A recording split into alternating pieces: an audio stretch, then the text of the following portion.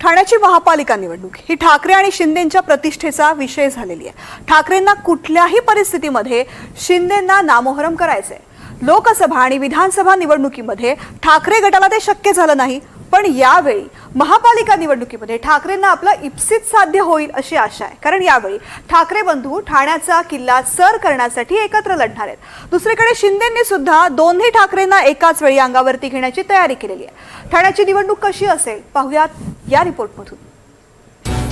मुंबई ठाण्याची जनता ही ठिकऱ्या तुमचाच गद्दारांचाच उडवल्याशिवाय राहणार। घोडा मैदान जवळ आहे, ठिकऱ्या कुणाच्या उडतील हे ठाण्यातली जनता दाखवून देईल। ठाणे, ठाकरे आणि ठिकऱ्या या वादाचा नवा अंक सुरू झालाय। आता एकनाथ शिंदेंनीही दोन्ही ठाकरेंना अंगावर घेण्याची तयारी दाखवली आहे। संजय राऊतांनी ठाकरे बंधू ठिकऱ्या उडवतील असा दावा केला होता आणि यावर शिंदेंनी देखील ठाणेकर ठाकरेंच्या हातात टिकल्या देतील असा पलटवार केलाय। आम्ही आणि मनसे ठाण्यामध्ये लढणार आणि सत्तेवर येणार। आमचाही नारा 75 पार आहे। बोला, आमचाही नारा 75 पार। ते म्हणतात 70 पार, आमचा 75 5 जास्त, आमचा 75। अहो, दोन ठाकरे आहेत ना, दोन ठाकरे सप्पे भारी। घोडा मैदान जवळ आहे, ठिकऱ्या कुणाच्या उडतील हे ठाण्यातली जनता दाखवून देईल। कारण खरं म्हणजे जे स्वतःच्या विचारांवर भूमिकेवर स्टँड राहत नाहीत अशा लोकांचं बँड जनता वाजवत असते आणि ठाणेकर नक्की वाजवतील। कारण त्यांनी आनंद दिघे साहेबांचा अपमान केलाय, आनंद दिघे साहेबांना कमी लेखलंय, आनंद दिघे साहेबांचा फोटो काढलेला आहे। त्यामुळे ठाणेकर जनता त्यांना धडा शिकवतील। कारण बाळासाहेब आमच्या हृदयात आहेत, आनंद दिघे साहेब आमच्या रक्तात आहेत। त्यामुळे ठाणेकर जनता सुज्ञ आहे, त्यांना धडा शिकवल्याशिवाय राहणार नाहीत। आणि काही लोक वर्षभर घरात असतात आणि निवडणुका आल्या की लोकांच्या दारात जातात। निवडणूक आयोगाला सोडणार नाही आणि घोटाळे करणाऱ्यांना सुद्धा क्षमा केली जाणार नाही।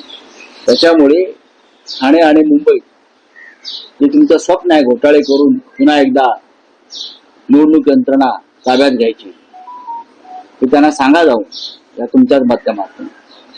महाराष्ट्राची जनता, मुंबई ठाण्याची जनता ही ठिकऱ्या तुमचाच गद्दारांचाच उडवल्याशिवाय राहणार। ठाणे हा कधी काळचा ठाकरेंचा आणि शिवसेनेचा बालेकिल्ला।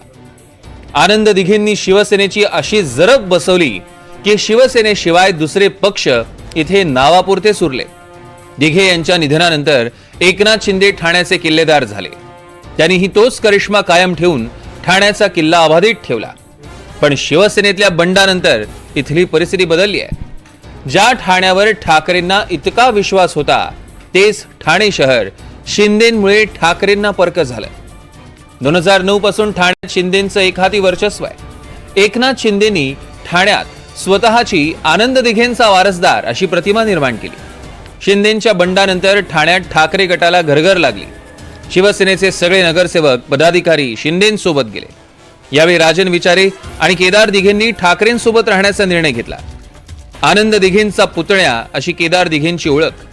केदार दिघेंच्या मदतीनं शिंदेंना शह देण्याचा ठाकरेंचा प्रयत्न होता, मात्र ठाकरेंना त्यात फारसं यश मिळालं नाही। लोकसभा निवडणुकीत राजन विचारेंचा पराभव झाला। पुढे विधानसभा निवडणुकीतही ठाकरे गटाला ठाण्यात यश मिळालं नाही। शिंदेंना नामोहरम करण्याचं ठाकरेंचं स्वप्न काही पूर्ण होत नाहीये। पण ठाकरे बंधू एकत्र आल्यानंतर ठाण्यात परिस्थिती बदलली आहे। ठाण्यात ठाकरे बंधू एकत्र आल्यानं विजय टप्प्यात आलाय। शिवसेनेनंतर ठाण्यात मोठी ताकद आहे ती मनसेची। अविनाश जाधव यांच्या नेतृत्वात मनसेनं मराठी माणसांचा आवाज बुलंद केला। 2024च्या विधानसभा निवडणुकीत ठाणे शहरमधनं भाजपनं बाजी मारली। भाजपचे संजय केळकर 1,20,000हून अधिक मतांनी विजयी झाले। या मतांमध्ये शिवसेना शिंदे गटाच्या मतांचाही वाटा होता। या मतदारसंघात ठाकरे गटाच्या राजन विचारेंना 62,000 मतं मिळाली, तर मनसेच्या अविनाश जाधवांना तिसऱ्या क्रमांकाची 42,500 मतं मिळाली। महापालिका निवडणुकीसाठी शिंदे गट आणि भाजप एकत्र लढणार की नाही याबाबत काहीच ठरलं नाही। पण दोन्ही ठाकरेंची मतं एकत्र आल्यास ठाण्याचा किल्ला सर करणं शक्य होणार आहे। याच गणिताच्या आधारावर राऊतांनी ठाण्यात ठिकऱ्या उडवण्याचं आव्हान दिलं. पण ही लढाई दिसते तितकी सोपी नसेल, कारण यापूर्वी देखील ठाकरेंकडून शिंदेंना शह मिळेल असं चित्र होतं. पण शिंदे गटानं सगळे अंदाज फोल ठरवले. Bureau report, NDTV Marathi, Thane.